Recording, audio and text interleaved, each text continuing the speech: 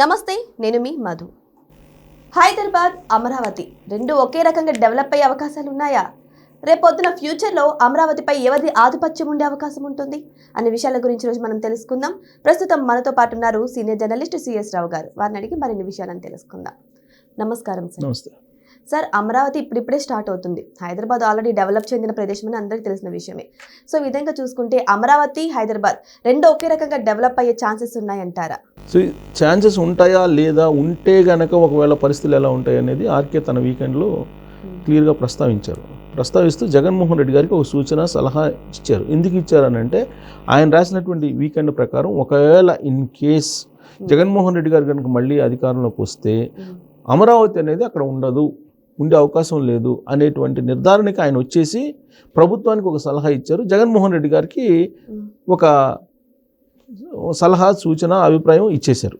దాంట్లో ఏంటనంటే జగన్మోహన్ రెడ్డి గారు అధికారంలోకి వచ్చినా కానీ అమరావతిని కదిలించకుండా ఉండేలాగా మీరు చర్యలు తీసుకోవాలి అని చెప్పేసి చంద్రబాబు నాయుడు గారికి సూచనలు ఇచ్చారు. మీరు దానికి సంబంధించినటువంటి ఇది ఏం చేస్తారు అని అంటే, మీరు అమరావతిని నిర్మించేసి వదిలిపెట్టడం కాదు, సామాన్యులు అందరూ వచ్చి అక్కడ ఉండేలాగా మీరు చేయగలిగితే దాన్ని కదిలించలేడు జగన్మోహన్ రెడ్డి ఒకవేళ వచ్చినా. లేదు మేము బిల్డింగ్లు కట్టేసాము, అధికారులకు బంగ్లాలు కట్టించేసాము, లేదంటే పొలిటీషియన్స్కి బంగ్లాలు కట్టించేసాము, అసెంబ్లీ కట్టించాము, సెక్రటరియట్ కట్టించాము, హైకోర్టు కట్టించాము అని అంటే మాత్రం జగన్మోహన్ రెడ్డి వాటన్నిటిని మళ్ళీ వదిలిపెట్టేసి ఆయన అనుకున్నటువంటి వైజాగ్కి వెళ్ళిపోతారు. కాబట్టి అలా వెళ్లకుండా ఉండాలంటే మీరు సామాన్య పౌరులు ఎవరైతే ఉన్నారో జనజీవన స్రవంతికి పనికొచ్చేలాగా మీరు అమరావతిని మీరు డెవలప్ చేయండి. అంటే మిగతా వాళ్ళు కూడా వచ్చేసి ఇమీడియట్గా ఇల్లు కట్టుకునేదానికి మామూలు జనాలు వచ్చేసి అక్కడ నివసించేలాగా మీరు ఏర్పాట్లు చేయండి. మీరేమో కాన్సన్ట్రేషన్ అంతా బిల్డింగ్ల మీద పెడుతున్నారు అనేటువంటి ఒక సూచన చేశారు. అలా కాకుండా ఉంటే మాత్రం మళ్ళీ ఆయన మీరు ఎన్ని బిల్డింగ్లు కట్టినా, 1,00,000 కోట్లు పెట్టి బిల్డింగ్లు కట్టినా కానీ మీరు అవన్నీ వేస్ట్ చేసేసి అతను వైజాగ్కి వెళ్ళిపోతారు అనే యాంగిల్లో నిర్ధారించారు ఆ వీకెండ్లో. అది చదివితే నాకు అర్థమైంది. అయితే జగన్మోహన్ రెడ్డి గారికి ఏం చెప్పారంటే, జగన్మోహన్ రెడ్డి గారు మీరు ఎందుకు అమరావతిని వ్యతిరేకిస్తున్నారో అందరికీ తెలుసు అని చెబుతూ అక్కడ ఒక సామాజిక వర్గానికి సంబంధించినటువంటి ఆధిపత్యం ఉంది, ప్లస్ చంద్రబాబు నాయుడు గారు అమరావతిని నిర్మించారు కాబట్టి మీరు అంగీకరించకపోవచ్చు. మీరు అంగీకరించినటువంటి స్థితిలో మీరు ఉన్నారు. మీకు దుర్యోధనుడితో పోల్చాడు అతన్ని, జగన్ని దుర్యోధనుడితో పోల్చి మీకు అలాంటి భావన ఉంది లోపల. సో దాన్ని మీరు అదిమి పట్టుకొని అప్పుడప్పుడు మీరు బయటపడుతున్నారు, అదిమి పట్టుకొని ఉండలేక బయటపడుతున్నారు అమరావతి మీద. సో దాంట్లో భాగంగానే అమరావతి గురించి తాజాగా మీరు ఏం చేశారంటే, నది పక్కన అమరావతి ఉండకూడదు ఇలాంటివన్నీ మాట్లాడారు. కానీ మీరు ఏదైతే అనుకుంటున్నారో ఒక సామాజిక వర్గం ఆధిపత్యం అని చెప్పి అది ఉండదు రాబోయే రోజుల్లో. డెవలప్ అయితే the best cosmopolitan city Hyderabad. ఇప్పుడు ఈ హైదరాబాద్లో ఒకప్పుడు ఎవరు ఉండేవాళ్ళు? హైదరాబాద్ భూములన్నీ ఎవరు? ముస్లిమ్స్ ఉండేవాళ్ళు. ఇవాళ ముస్లిమ్స్ ఆధిపత్యం ఎక్కడ ఉంది? హైదరాబాద్లో లేదు కదా. వలస వచ్చినటువంటి వాళ్ళ ఆధిపత్యం అక్కడ కొనసాగుతుంది. రకరకాల పీపుల్ అక్కడ ఉన్నారు. కాబట్టి అసలు వాళ్ళు ఎవరైతే ఉన్నారో వాళ్ళ ఆధిపత్యం లేదు. సో కాబట్టి ఇన్ కేస్ మీరు ఒక సామాజిక వర్గం ఆధిపత్యం అమరావతిలో ఉంది కాబట్టి అక్కడ అమరావతి రాజధాని వద్దు అని చెప్పేసి మీరు నిగూఢంగా అనుకుంటే అది భవిష్యత్తులో ఎలా అవుతుంది అనేది హైదరాబాద్ను చూసి మీరు అర్థం చేసుకోండి అని చెప్పి ఆయనకు ఒక హితబోధ చేశారు.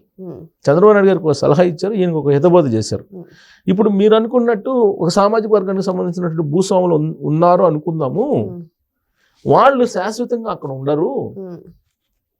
అనేక మంది అక్కడికి వచ్చేస్తారు. వచ్చినప్పుడు ఆటోమేటిక్గా హైదరాబాద్ లాగా అది కూడా ట్రాన్స్ఫార్మ్ అయిపోతుంది. ఆ భూస్వాములు అనేవాళ్ళు మైనారిటీలు అయిపోతారు. ఇప్పుడు ఇక్కడ ముస్లిమ్స్ ఏ విధంగా అయితే మైనారిటీలు అయిపోయారు, భూస్వాములు అనేవాళ్ళు మైనారిటీలు అయిపోతారు. కాబట్టి అక్కడ మీరు అనుకున్నటువంటి సామాజిక ఆధిపత్యం అనేది ఉండదు. అలాంటి ఆలోచన మీకు ఉంటే అది పక్కన పెట్టండి. పక్కన పెట్టి రాజధానికి మీరు సహకరించండి. ఒకవేళ రాజధాని మీరే సూచనలు చేశారు. 2014లో అసెంబ్లీలో ఏం చేశారు? మీరే కదా సూచన చేసింది. ఏకగ్రీవంగా గుంటూరు విజయవాడ మధ్యలో ఉండాలి, 33,000 ఎకరాలు అవసరం అని చెప్పి మీరే చెప్పారు కదా.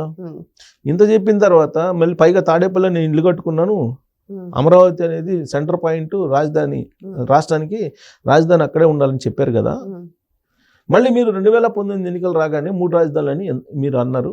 ఉమ్, 3 రాజధానులని అనడంతో పాటు కొడాలని ఒక వల్లభనేని వంశీ లేదా ఇంకొకరు రోజా గారి చేత వాళ్ళ రకరకాల వాళ్ళ చేత మీరు అమరావతి గురించి ఈ విధంగా మీరు దాని మీద నెగిటివ్ క్యాంపెయిన్ చేశారో అందరికీ తెలుసు. ఉమ్, ఆ తర్వాత ఏం చేశారు? 3 రాజధానులు అని చెప్పేసి 3 రాజధానులు అని చెప్పి మీరు ఎన్నికలకు వెళ్ళారు. ఉమ్, ఎన్నికలకు వెళ్తే ప్రజలు మిమ్మల్ని తిరస్కరించారు. మాకు రాజధాని ఒకటే చాలని చెప్పి ప్రజలు తీర్పు ఇచ్చారు. అయినప్పటికీ మీరు మారలేదు అని అంటే బలంగా మీకు ఇదే ఒపీనియన్ ఉండి ఉంటుంది. ఉమ్, ఒక సామాజిక వర్గానికి సంబంధించినటువంటి రాజధాని అది అనేటువంటి యాంగిల్లో మీరు వెళ్ళిపోతున్నారు. అట్లా కాదు, అమరావతి అనేది రాబోయేటువంటి రోజుల్లో ఒక పెద్ద కాస్మోపాలిటన్ సిటీ అవుతుంది. చంద్రబాబు నాయుడు గారు అక్కడ అట్లాంటి ప్లాన్ చేశారు. దీన్ని మీరు అర్థం చేసుకోండి అని చెప్పి ఒక హితబోధ చేశారు. కానీ నిజానికి ఇక్కడ ప్రజలు కూడా అదే భయపడుతున్నారు సార్. ఏంటి అంటే ఇప్పుడు ఎన్ని ఇయర్స్ ఉంది సార్? ఇంకా 3 years ఉంది మళ్ళీ అవును. ఎలక్షన్స్ రావడానికి. అవును. సో ఈ 3 years లో బై మిస్టేక్ మళ్ళీ వైసీపీ వచ్చింది అనుకోండి, ఈ 3 years లో అమరావతిని డెవలప్ చేయడం కుదురుతుందా సార్? ఇప్పుడు రాధాకృష్ణ గారు అదే చెప్పారు. ఉమ్, రాధాకృష్ణ గారు రాబోయేటువంటి నష్టాన్ని చెప్పారు, రాబోయేటువంటి ఫ్యూచర్ ఎలా ఉంటుంది అక్కడ చెప్పారు, జగన్మోహన్ రెడ్డి గారి యాటిట్యూడ్ ఏంటి రాజధాని మీద అనేది కూడా చెప్పారు. ఉమ్, ఇది ఆర్కే తన వీకెండ్లో. ఇన్ కేసు మారిందనుకో అని అన్నారు. ఎందుకు మారిందని అన్నారంటే 2019 ఎన్నికల్లో అమరావతి రాజధాని అని అనౌన్స్ చేసిన తర్వాత బాగా లాభపడింది ఎవరంటే ఆంధ్రప్రదేశ్ ప్రజలు, మిగతా ప్రాంతాల ప్రజలు కాదు. అందరికంటే లాభపడింది ఎవరంటే గుంటూరు కృష్ణా జిల్లా ప్రజలు. అవును. మిగతా వాళ్ళు ఓకే మన రాజధాని అనుకున్నారు, ప్రత్యక్షంగా వాళ్ళకేమీ లాభం జరగల. ప్రత్యక్షంగా లాభం జరిగింది అప్పటి వరకు 15-20 లక్షలు ఉన్నటువంటి భూమి 6 కోట్లకు 5 కోట్లకు అమ్ముకుంది ఎవరు? కృష్ణా జిల్లా గుంటూరులో ఉండేటువంటి భూములు ఉన్నటువంటి వాళ్ళు. మరి అక్కడ ఎందుకు 2019 ఎన్నికల్లో తెలుగుదేశం పార్టీని ఓడిచ్చారు? 2019 ఎన్నికల్లో చంద్రబాబు నాయుడు గారు వంగి వంగి దండం పెట్టారు. ఈ ఒక్కసారికి సహకరించండి, ఈ ఒక్కసారికి మీరు కనుక ఓటు వేయకపోతే రాష్ట్రం నష్టపోతుంది, రాజధాని కూడా ఉండదు, మీరు అర్థం చేసుకోండి అని చెప్పి వంగి వంగి దండం పెట్టారు. ఆయనకి ఎందుకు వంగి వంగి దండం పెట్టాల్సిన అవసరం ఆయనకేంటి? ఆయనకేం లేదు కదా. కానీ కృష్ణా గుంటూరు జిల్లా వాళ్ళు మరి ఎన్ని ఇచ్చారు సీట్లు? మొత్తం వైఎస్ఆర్ కాంగ్రెస్ పార్టీకి ఇచ్చారు. 1-2 తప్ప, 2 అనుకో 1 ఇచ్చారు, 2 జిల్లాలు కలిపి. మిగతా అంతా వైఎస్ఆర్ కాంగ్రెస్ పార్టీ గెలిచింది. అది దృష్టిలో పెట్టుకొని ఇన్ కేసు మారితే అని చెప్పేసి అన్నారు రాధాకృష్ణ గారు. అనుకుంటున్నాను నేను ఆ ఆర్టికల్లో. ఇన్ కేసు మారితే మాత్రం మీరు 1,00,000 కోట్లు పెట్టి అక్కడ కట్టినటువంటి భవనాలైనా సరే అక్కడ పడేసేసి జగన్మోహన్ రెడ్డి గారు వెళ్ళిపోతారు, మిగతా వాళ్ళలాగా కాదు జగన్మోహన్ రెడ్డి గారు అని చెప్పి చెప్పారు. చెప్పి ఒక మాట కూడా ఏదో చెప్పారు, మారీచుడు సుబాహువులు అనేటువంటి వాళ్ళు ఉండేవాళ్ళు పురాణాల్లో. ఇప్పుడు కలియుగంలో కూడా అలాంటి వాళ్ళే ఉన్నారు. ఏదైనా ఒక యజ్ఞం జరుగుతున్నప్పుడు అప్పుడు మారీచులు సుబాహువులు అనేవాళ్ళు డిస్టర్బ్ చేసేవాళ్ళు. సో ఇప్పుడు కూడా అక్కడ రాజధాని నిర్మాణం ఎన్ని జరుగుతున్నాయి, ఇలా జరుగుతాయి ఇలాన్నీ కూడా. కాకపోతే మళ్ళా కనుక ప్రజలు తప్పు చేస్తే మాత్రం ఖచ్చితంగా రాజధాని అనేది మీరు ఎన్ని పెట్టినా కానీ ఉండదు. సో 2029 లోపల ఎన్ని కడతారు? ఓన్లీ భవనాలు కట్టుకోగలరు, ఇప్పుడు అసెంబ్లీ కట్టగలరు. అంటే ఫస్ట్ ఫేజ్ అయిపోతుందని చెప్పారు. అంతే తప్ప ఫుల్ ఫ్లెడ్జ్డ్గా రాజధాని అయిపోతుందని చెప్పలే చంద్రబాబు గారు. ఫస్ట్ ఫేజ్ అవుతుంది. ఫస్ట్ ఫేజ్ అంటే మినిమం ఇన్ఫ్రాస్ట్రక్చర్ సిఆర్డీఏ భవనం అయిపోయింది, అసెంబ్లీ అయిపోద్ది, లేదా సెక్రటరియట్ అయిపోతుంది, ఐఏఎస్ ఐపీఎస్ క్వార్టర్స్ అయిపోతున్నాయి, జడ్జెస్కి సంబంధించిన క్వార్టర్స్ అయిపోతున్నాయి, తర్వాత హైకోర్టుకి సంబంధించింది అయిపోతుంది. మిగతా మాస్టర్ ప్లాన్ అనేది మిగిలిపోతుంది. మిగతా మాస్టర్ ప్లాన్ అంతా సెకండ్ ఫేజ్లో ఉంటుంది. సెకండ్ ఫేజ్, థర్డ్ ఫేజ్, 3 ఫేజ్లు ఉన్నాయి. ఇప్పుడు సెకండ్ ఫేజ్కి మళ్ళీ ల్యాండ్ అక్విజిషన్ చేస్తున్నారు. ఇవన్నీ కంప్లీట్ కావాలంటే టైం పడుతుంది. 2029లో కనుక ఇన్ కేస్ ప్రభుత్వం మారితే మాత్రం ఇంకా ఆంధ్రప్రదేశ్ని మర్చిపోవడం అనే యాంగిల్లో రాధాకృష్ణ గారు రాశారు. అవును, మొత్తం కొలాప్స్ అయిపోతుంది sir. Sir already Andhra Pradesh Telangana విడిపోయి ఎన్ని ఇయర్స్ అవుతుంది సార్? ఒక 10 years అవుతుందా సార్? 11 years కదా, 2014 అవుతుంది.